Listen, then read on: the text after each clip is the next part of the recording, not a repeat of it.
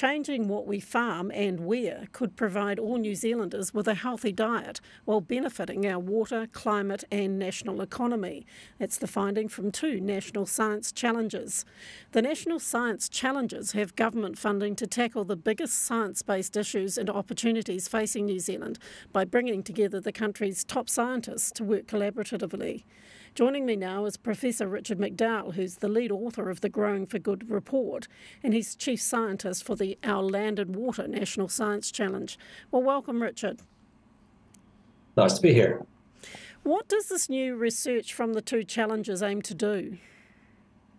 It aims to explore what is, I guess, an array of policy that have come out very recently, not only the Carbon Zero Act, but also the National Policy Statement for Freshwater Management, and then look at what potential land use changes would occur according to those 2 policies, but then also set it within a frame of creating a healthy diet for New Zealand, but also maintaining our profitability or minimising any potential impact on farms and growers.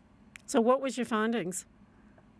Well, let's say that it's a win-win.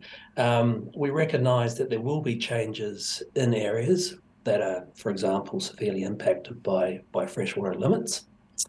In those areas, land use will have to change. So what we did is that we allowed that change to the next most profitable land use. So there was substitution of some pastoral industries by the arable and horticultural and forestry sectors. That resulted in a reduction of water quality pressure, but also a reduction in greenhouse gas emissions. And there was a change in terms of the profitability. Gross margins obviously decreased a bit for the livestock sector, but increased the arable, hort and forestry sectors to the point where it was, depending on the scenario that you looked at, it was near to zero net effect. You've said it has potential for increased costs but also export losses. How big would they be? What's the sort of difference? Yeah, well, actually, the paper outlines that we assume that current increases in productivity would occur, minimising any effect on export returns. So, while there will be a modest decrease in the dry stock and dairy sector, around 1.5 billion, of course, these are all average numbers, that's offset by increases in profitability associated with forestry, arable and hort, to the point where, as I say, it's net zero effectively. You say in the report that land use change is unavoidable. Why is that? Yeah, so previous work that we've done, for example, focusing on the National Policy Statement for Freshwater Management, has looked at an array of bottom lines within that policy. So that might be associated with sediment loss, might be associated with fecal bacteria or nutrients. And when we look at the landscape and what farms are where and our ability to mitigate those losses, there's still a shortfall. So we can't reach the bottom lines in some of those cases. The only way that you're going to be able to do that then is to change land use. And that occurs in around, depending on what contaminant you're looking at, between 4 and 10% of our agricultural catchments. You used 2 scenarios. One was greenhouse gas emissions, while the other was focused on water quality impact. Why did you do both of those? And is there one that is more likely to be taken up than the other, or? Yeah, I mean, bless our policymakers, they have their hearts in the right place in terms of there are laudable aims associated with reducing greenhouse gases and impacts on freshwater quality, but they're often, in fact, almost exclusively only tested for that particular policy. So you're only considering GHGs, you're only considering impacts on water quality and sometimes profitability. But the producer has to have all these things at them at the same time. So it makes no sense to do them individually. So we've done it collectively, looked at what would happen and what would happen where. Now, you've got to realise, of course, that greenhouse gases affect everyone in terms of emissions, but water quality is more local. So it has a more targeted effect and impact. So in effect, what we've done is looked at those areas where water quality is under most impact, and we've said the change is probably going to happen there first, because there's no other way of achieving those objectives without a good amount of mitigation and some land use change. So we did that. That was the freshwater focused scenario. We looked at the co-benefits associated with GHGs and the impact on profitability. And then with the climate focused scenario, that was more broad brushed, okay? So it was outside those water quality areas and also inside those water quality areas. Now, it turns out that both have impacts, but the freshwater one is slightly more impactful in terms of land use change. Both scenarios are, of course, theoretical, and in fact, what you've suggested could happen in the report. Practically, how would this be implemented? Yeah, that's a big question. Obviously, we have efforts underway at the moment, and indeed a lot of media focused on He Waka Eke Noa. We'll see how that plays out. In terms of freshwater implementation, there are a number of policy initiatives and implementation aspects that are underway at the moment. I think they're probably best captured in terms of farmers and producers or growers at the farm level in the freshwater farm plan, or integrated farm environment plans, I guess in their old parlance.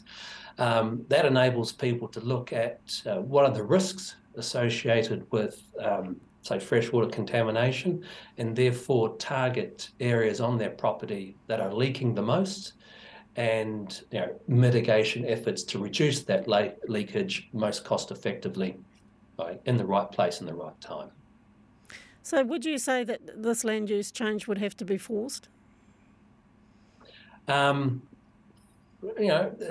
our projections are correct around some areas requiring more than we can do with just mitigation, then it's possible.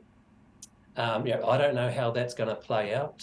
There's issues associated with equity, and allowing land use to occur and expand onto areas that maybe it shouldn't have.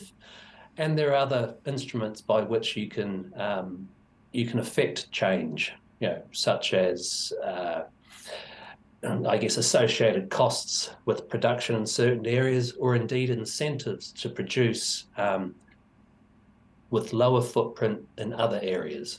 So you just do it by natural attrition. The report also says that New Zealand has more potential than many other countries to grow a healthy diet. Why do you think that?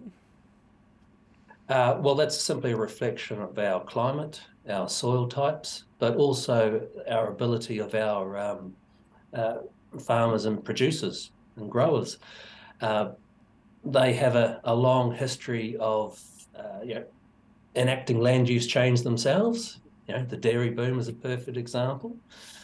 And you could probably argue there are equal examples associated with then kiwi fruit and avocados and other horticultural crops. But we've got that history. We do have a reasonably flexible policy landscape as well, which allows change, although of course that's changing in itself. So we're not locked in, I guess, is our advantage over older countries that have more restrictive and more history in people staying put. It's one thing to grow healthy food. It's another thing to actually get people to eat it, though, isn't it? Oh, hell yeah. And I'll put myself in that boat as well. And me. So what happens from here after producing these reports? Yeah, well, this is a thought experiment. One of the key limitations here is around data. And so we wouldn't use this work to direct, for example, catchment scale change, because the data at a farm scale, we're using averages, and everyone will argue that they're not average, which is true most of the time. But what it does do is provide either catchment groups or regional councils or even central government some idea of what change is possible and where. And so if they're looking at an area that might be red, for example, there's lots of land use change likely to be in this particular area, as indicated by our work, they can put a bit more effort in there to see, one, if it's right, and then two, of course, well, if that is the case, who's it really going to affect, and what's the magnitude of effect, and how do we do that? So what's next for your particular science challenge? Well, we will be doing a little bit more in-depth work around where that change is likely, shoring up our national efforts at the moment, and then really to, start to provide some of those solutions to people about what land use change could and should look like in 20, 30, 50 years out. All right. Well, thanks very much for your time, Professor McDowell. You're welcome.